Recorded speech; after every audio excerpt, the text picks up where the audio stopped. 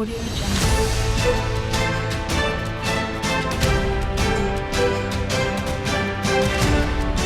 Audio Jungle.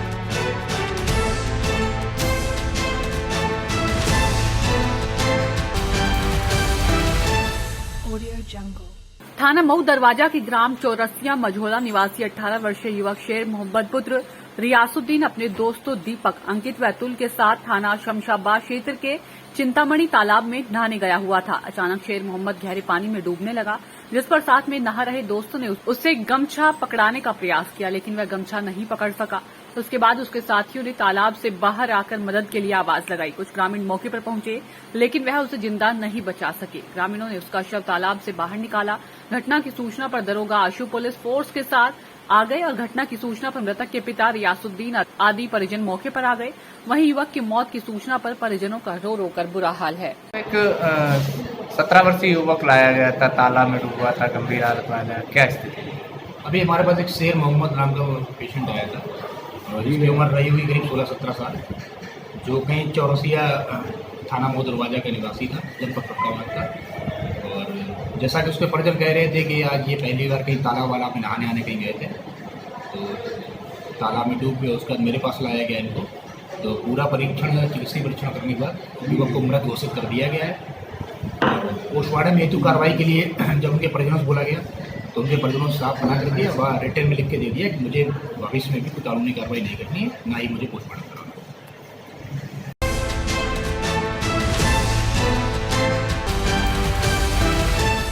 Audio Jungle.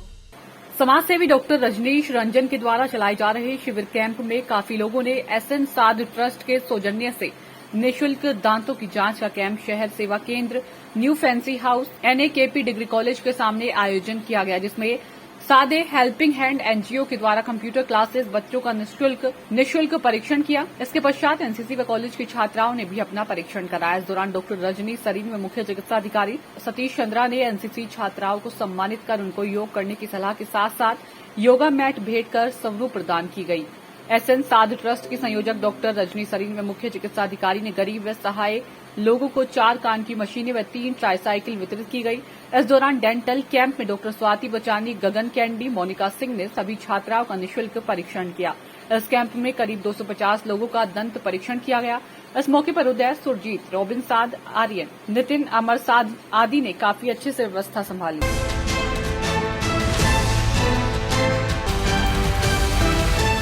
Audio Jungle. आपको बता दें कि पूरा मामला बांदा जनपद का है, जहां पर आज गिरवा थाना क्षेत्र के कोलावल रायपुर में केन नदी नहाने गई महिला के साथ कुछ बच्चे भी गए थे। इसमें 3 बच्चे नदी के गहरे पानी में डूब गए, जिससे तीनों बच्चों की मौत हो गई है। तो वहीं दूसरी घटना कोतवाली देहात के जारी गांव से सामने आई है, जहां पर तालाब में नहा रही महिला के साथ 2 बच्चे गए हुए थे। अचानक तालाब के गहरे पानी में दोनों बच्चे डूबने लगे। मौके पर मौजूद लोगों ने आनन फानन में एक बच्चे को सकुशल बचा लिया है, लेकिन वहीं एक बच्चे की तालाब में डूबकर मौत हो गई है। तीसरी घटना बिसंडा थाना क्षेत्र के कस्बे से सामने आई है, जहां पर गडरा नाला नाम से विख्यात एक नदी में डूबकर के बच्चे की मौत हो गई है। कुल मिलाकर आज महालक्ष्मी का त्योहार खूनी त्योहार रहा, जिसमें 5 परिवारों के बच्चों की पानी में डूबकर मौत हो गई है। घटना के बाद से परिजनों में कोहराम मचा हुआ है और 4 लोग डूबने के बाद बच भी गए। पुलिस ने सभी शव को कब्जे में लेकर पोस्टमार्टम के लिए भेज दिया है। डूबने का क्या मामला था? एक मृत अवस्था में एक बच्ची जारी गांव है, कोतवाली देहात के अंतर्गत आता है, वहाँ से लाई गई थी। आज त्यौहार जिसमें बच्चे नहाने जाते हैं, तो वहीं बताते नहाते समय इसका पैर फिसल गया है और ये डूब गई है। इसकी मौके पर मौत हो गई।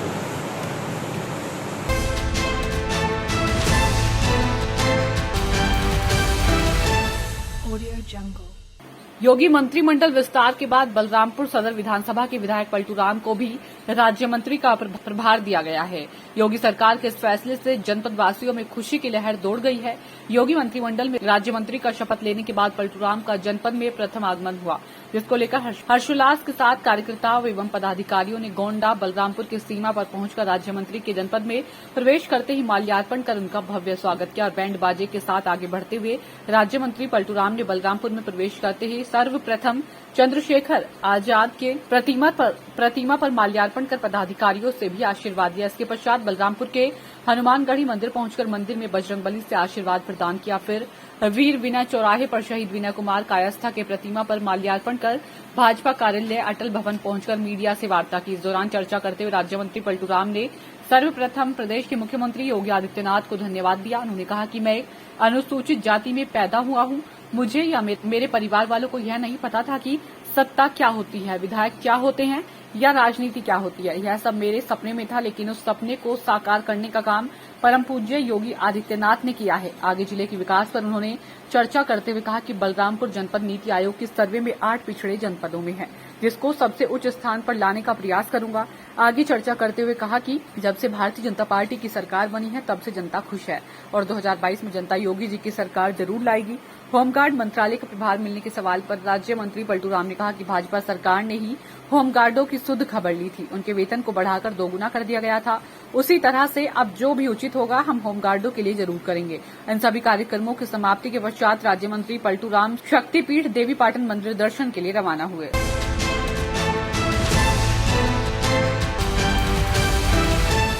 Audio Jungle. डेंगू का प्रकोप वैसे ही चल रहा है जैसे कुछ महीनों पहले कोरोना बीमारी भारत के अंदर आई थी और कई लोगों की जान ले ली थी। ऐसे ही डेंगू इस टाइम चरम सीमा पर है। 16 साल का लड़का जो डेंगू बीमारी से सुभारती अस्पताल में अपने जीवन से संघर्ष कर रहा था, वह आज आईसीयू के अंदर डॉक्टरों की लापरवाही के चलते मौत हो गई है। फरमान नाम का लड़का जो कि मेरठ के ब्रह्मपुरी का रहने वाला है, वह अभी कुछ दिन पहले मेरठ की सुभारती अस्पताल में तेज बुखार के कारण भर्ती हुआ था, जिसको ब्लड सैंपल लेने के बाद डेंगू की बीमारी बताई गई। उसको तभी उसके परिजनों ने सुभारती अस्पताल के आईसीयू में भर्ती किया। लाखों रुपए खर्च करने के बाद भी उसे बचा नहीं पाए, जिसका कारण सुभारती अस्पताल के डॉक्टरों की लापरवाही और हुआ भी आज यही एक 16 साल का नौजवान लड़का माँ बाप की नजरों के सामने डॉक्टरों की लापरवाही के कारण चल बसा। परिजनों का रो रो कर बुरा हाल है, मगर हद तो तब हो गई जब सुभारती अस्पताल के सुरक्षा कर्मियों ने परिजनों के साथ धक्का मुक्की की और परिजनों को अस्पताल से बाहर भेज दिया। परिजनों का आक्रोश फूटा तो उन्होंने वहां पर डॉक्टर से बात करने की कोशिश की, मगर डॉक्टर ने उनसे मिलना भी नहीं समझा। वहीं अपनी बेटी का इलाज कराने एक परिचित ने पूरी कहानी बयां की, तो आपके भी आंखों में आंसू छलक जाएंगे और सुनते हैं उनकी क्या कहा। नाम है जी इरफान जी, क्या हुआ आप यहाँ सुभारती में आए? इसमें मेरी बच्ची भर्ती है, बराबर में लड़का लेटा हुआ होता जी। ये बोल लेते हैं हमारे बच्चे का ट्रीटमेंट करोगे, मोबाइल चला रही हैं, सुनवाई बिल्कुल नहीं कर पा रही जी। बच्चे की बिल्कुल जी। सारी मैडम जितनी भी अंदर है सारी मोबाइलों में लग रही है। एक हाथ में मोबाइल है, एक हाथ में दवाइयाँ इंजेक्शन है, जी। ये इनकी कार्रवाई हो रही है अंदर। बस अच्छा, कोई ट्रीटमेंट नहीं करा यहाँ पे? ट्रीटमेंट नहीं करा। अच्छा, तो कब से बच्चा भर्ती आया आपका? जी, इनका बच्चा कल से भरता 3 बजे से जी।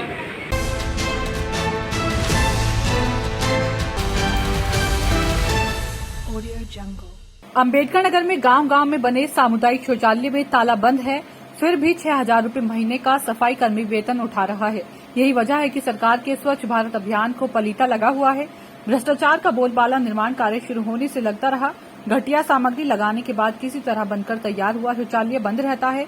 शिलापट्टी पर उत्तर प्रदेश की सरकार के मुखिया का नाम अंकित किया गया था, वह भी शिलापट्ट काला हो गया है। यहाँ स्वच्छ भारत अभियान का यही हाल है।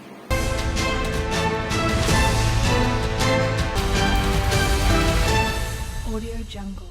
रुधौली थाना परिसर में उपजिला अधिकारी आनंद श्रीनेत के नेतृत्व में सीओ रुधौली धनंजय कुशवाहा की देखरेख में रुधौली क्षेत्र के संभ्रांत व्यक्ति व मूर्ति स्थापित करने वाले लोगों के साथ बैठक की गई, जिसमें लोगों को जिलाधिकारी के आदेश अनुसार धारा 144 लागू कोविड-19 नियमों का पालन करने, नई प्रतिमा का आयोजन न करने, पुरानी व्यवस्थाओं को क्रमवार मूर्तियां स्थापित व विसर्जन करने, मूर्ति स्थल के आसपास मांस मदिरा की दुकान न खोलने, अधिकतम 5 फीट की प्रतिमा रखने, सभी मूर्ति व्यवस्थापकों को विसर्जन की जगह पर लाइट की व्यवस्था करने, डीजे अथवा तेज ध्वनि वाले साउंड न बजाने, 70 डिसमिल से तेज आवाज न बजाने, पूजन स्थल के आसपास मांस मदिरा व शराब न सेवन करने सहित अन्य बिंदुओं पर दिशा निर्देश दिए गए और आपसी सहमति बनाते हुए लोगों से शांतिपूर्वक अपने अपने त्योहारों को मनाने की अपील की है। इस मौके पर अधिशासी अधिकारी अवनीश सिंह, थाना प्रभारी संजय कुमार मिश्रा, अवधेश राय, श्रवण यादव, जनार्दन यादव, गिरीश यादव, लक्ष्यराम यादव आदि मौजूद रहे।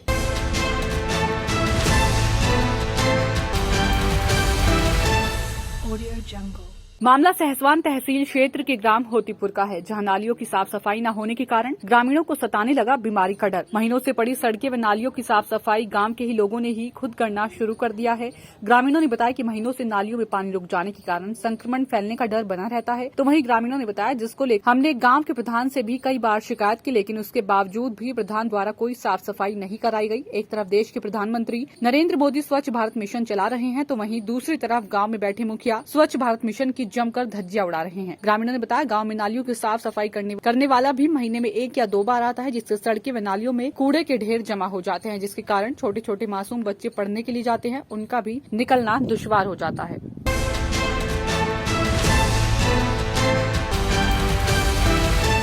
Audio Jungle. मालपुर ततेरा के गांव में गंदे जल भराव से ग्रामीणों का निकलना हो रहा मुश्किल। नियमित गंदे जल भराव से निकलने से ग्रामीणों के पैरों में बीमारी फैलने की कगार पर है। ग्रामीणों ने जताई संक्रामक रोग फैलने की आशंका। जिला बदायूं के विकासखंड दहगामा क्षेत्र के गांव मालपुर ततेरा के ग्रामीणों ने बताया कि तंग गलियां नीचे पड़ जाने की खातिर गंदे पानी का जल भराव हो जाता है, जिसका निकास न होने से नियमित ग्रामीणों को गंदे पानी से होकर गुजरना पड़ता है। नियमित गंदे पानी से गुजरने से ग्रामीणों के पैर में बीमारियां फैलना शुरू हो गई है। ग्रामीणों ने कई बार ग्राम प्रधान को दिखाकर इसकी शिकायत पत्र भी दिया, लेकिन अभी तक जिम्मेदार कोई भी इस पर ध्यान नहीं दे रहा। ग्रामीणों का कहना है कि कुछ लोगों ने गंदे जल भराव के पास अपना घुड़ डाल रखा है, जिससे बारिश का गंदा पानी भी गली के निकास में भर जाता है। ग्रामीणों ने बताया कि अगर ग्राम प्रधान के द्वारा रास्ते को सही नहीं कराया गया तो डीएम महोदय के समक्ष जाकर प्रदर्शन करने को मजबूर होंगे। उस मौके पर विजेंद्र ओमपाल, गंगा सिंह, महिपाल सिंह, चंद्रपाल, ओमवीर पिंजू, जमुना सिंह, अनिल कुमार सहित आदि ग्रामीण मौजूद रहे। गाँव किस गाँव के रहने वाले हैं? मालपुर। क्या मामला है? ये पानी जो भरा हुआ है, गंदा पानी आपके यहाँ? कोई सुनवाई ना है, साहब पर ही ना रहोगा खरंजा। अच्छा, आपने किसी से शिकायत की? शिकायत का प्रधान से कही तो बोले कि अभी नहीं पड़ेगा। अच्छा, टाइम लगेगा अभी? हाँ। तो ये कितने दिन से आपको पानी में निकलना पड़ रहा है? वो तो हो गए करीब, ऐसे मान लो 3-4 महीना हो गए। 3-4 महीने से गंदे पानी से गुजरना? गंदे पानी में चल रहा है, खुद ही पैसा डलवा और अपने पैसे से एक बार डाल दिया, 2 बार खुद डाला था ये चंदा कर। कितने लोगों का है, कितने घरों का निकास रहता है? हाँ, तो यादव सभी जाते हैं। लगभग कितने लोग निकलते होंगे यहाँ पे? यहाँ से कम ऐसे निकलते हैं 1000-1200 आदमी निकलता है। 1000-1200 आधा।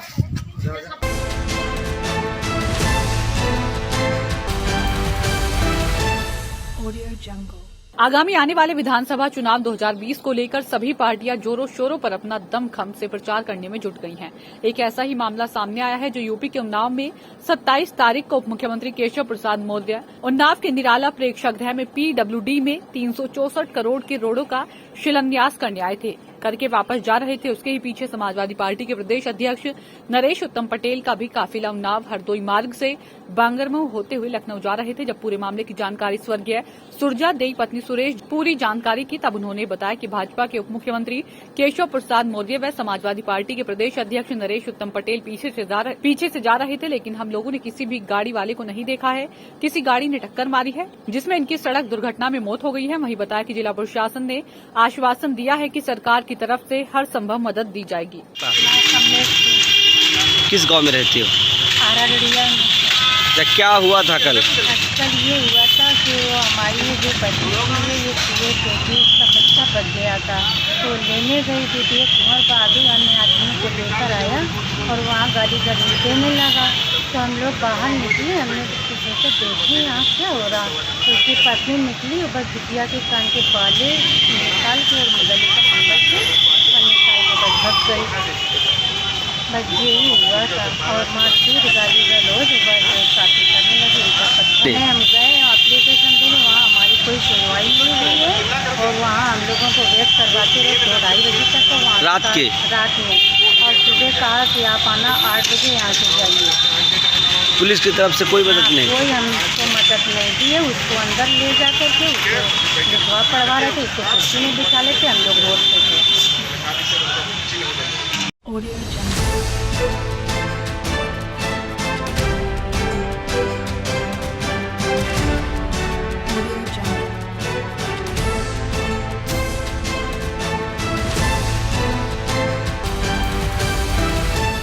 Audio Jungle.